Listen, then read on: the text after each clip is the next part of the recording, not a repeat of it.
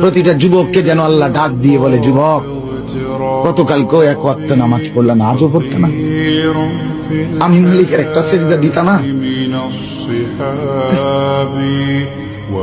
আল্লাহ যেন ডাক দিয়ে বলে ফজরের ওয়াক্তে, আমার বান্দা আজও কি সেজদা দিবে না আমারে?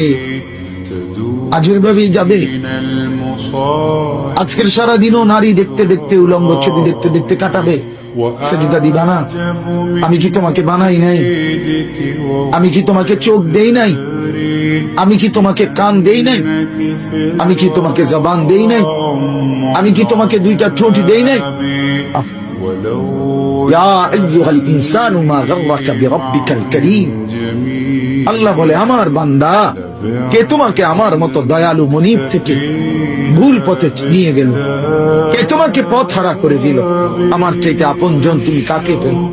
এত বড় আসমান যিনি দিলাম, আমি আপন হইলাম না? এত বড় জমিন যে দিলাম, আমি আপন হইতে পারলাম না? প্রতিদিন তোমার চোখে ঘুম পাড়ায় দেই, আমি সেই মালিক, আমি আপন জন হলাম না? প্রতিদিন আবার ভোরবেলা উঠতে গেলে আমি তো ঘুম থেকে জাগিয়ে দেই, সেই আমি মালিক আপন হলাম? বলেন না বাপ, বলেন। আমার বাপ বলেন, একজন যুবক, ভাইয়া তুমি ভাবো, তুমি ডানে বামে তাকাইও না, দয়া করে অনুরোধ, আরেকজনের দিকে তাকে, তুমি ভাবো, তুমি ভাবো, একা ভাবো, একা, একজন ভাবো, একজন। তুমি ভাবো দোস্ত, ডানে বামে তুমি দেখো না, তুমি ভাবো মালিক তোমার কাছে কি একটা সেজদা পায় না? আজ কতদিন হয় ছেলেরা এইখানে, তো অনেক ছেলে, আমি তো চেহারা দেখলেই বোঝা যায়, কতদিন হয় ফজরের নামাজ পড়ো না ভাইয়া? বলো তো, বলো না বাপ।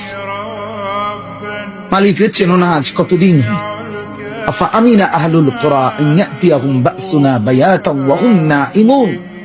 আল্লাহ তাআলা বলে, ও জনপদবাসী, মহল্লাবাসী, ও গ্রামবাসী, আমি আল্লাহ থেকে নিজেকে নিরাপদ কেমনে ভাবলা? আমি আল্লাহ তো চাইলে ঘুমন্ত অবস্থায় আযাব দিয়ে ধ্বংস করে দিত, জানো তুমি?